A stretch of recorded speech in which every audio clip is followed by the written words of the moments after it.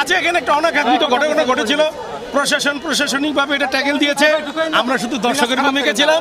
আমরা এখন টাকা গুনে টুনে দেখলাম আমাদের টাকা পয়সার কোনো ক্ষয়ক্ষতি হয় নাই, গ্রাহকের আমানতেরও কোনো ক্ষয়ক্ষতি হয়নি। যথারীতি টাকা পয়সা ঠিক গুনে টুনে আমরা ঠিক পেয়েছি। এখন রবিবার থেকে আপনাদের প্রতি আকুল আবেদন থাকবে, আপনারা কোনো ভয়ভীতি পাবেন না। রবিবার থেকে নিয়মিতভাবে লেনদেন করবেন। ঘটনাটা শুরু থেকে বলবেন কি কি এরা তিনটা ছেলে আর এসছিল গ্রাহক বেছে, এই খেলনা পিস্তল নিয়ে এসেছিল। এসে ওরা গেট বন্ধ করে ওদেরকে ভয়ভীতি দেখে টাকা পয়সা নিতে চেয়েছিল, এই আর কি, এর চেয়ে বেশি কিছু না। তারপরে আমরা প্রশাসনকে অবহিত করি। প্রশাসন আমাদের ফোনে এমনভাবে রেসপন্স করবে যেটা কল্পনা অতীত, আশাতীত। পুলিশ প্রচুর সংখ্যক এসছে, র্যাব প্রচুর সংখ্যক এসছে, এমনকি সর্বশেষ আর্মি এসে যেভাবে পরিস্থিতি ট্যাকেল দিয়েছে বুদ্ধিমত্তার সাথে, আমরা আল্লাহকে ধন্যবাদ জানাই, সাথে ওনাদের এই বাহিনীকেও প্রশাসনকেও ধন্যবাদ জানাই। আচ্ছা, আপনার অফিসারদের হোস্টেস করে তারা সম্ভবত মুক্তিপণ চেয়েছিল, এই ধরনের এটা তো আসলে বলতেই পারে, এগুলো শোনা কথা আমি জানি কি এটা না। আমার এখানে যে পরিমাণ টাকা ছিল সেইটার তুলনায় তো 15 লাখ টাকা কিছুই না। 15 লাখ টাকা, তাহলে 15 লাখ টাকা কেন তারা জিম্মি যাবে? এটা আসলে ওরকম কিছু না।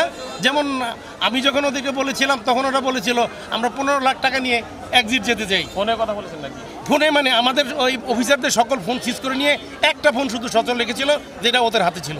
ফোন দিলেই ওরা ধরতো আর কি, যেটা দিয়ে পরবর্তীতে প্রশাসন ওনাদের সাথে যোগাযোগ রক্ষা করেছে। আপনার সহকর্মীদের অবস্থা কি? সবাই ভালো আছেন। তাদের কি কারোর কোনো ইনজুরি? না, সবাই ভালো আছে। তাদের মুভমেন্টটা কি ছিল?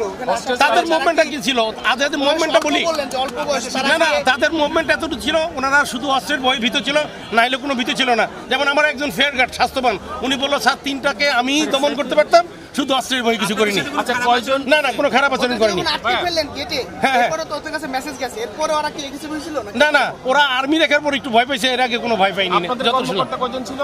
আমাদের কর্মকর্তা ছিল ওখানে 7 জন অফিসার, 1 জন পিয়ন আর 2 জন ফেয়ার গার্ড, আর গ্রাহক ছিল 6 জন। এই ছিল। আর বাকি যেমন আপনারা আমাকে লাইভে দেখিয়েছেন, আমার আজকে যাওয়ার কথা ছিল বিক্রমপুরে, আমার ফোন অনেক এসছে। এরকম ভাবে ওনাদের তো ফোন দিয়ে পাইনি, কারণ কি ওনাদের ফোন তো সব ওদের জিম্মে ছিল। ঠিক আছে, গ্রাহক 6 জন এখনো বসে আছে, ওনাদের খাওয়া দাওয়ার ব্যবস্থা করেছি, পুলিশ প্রশাসন আছে।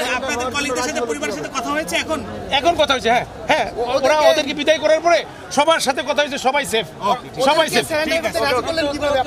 এটা প্রশাসন রাজি করেছে, আমরা করিনি। ঠিক আছে।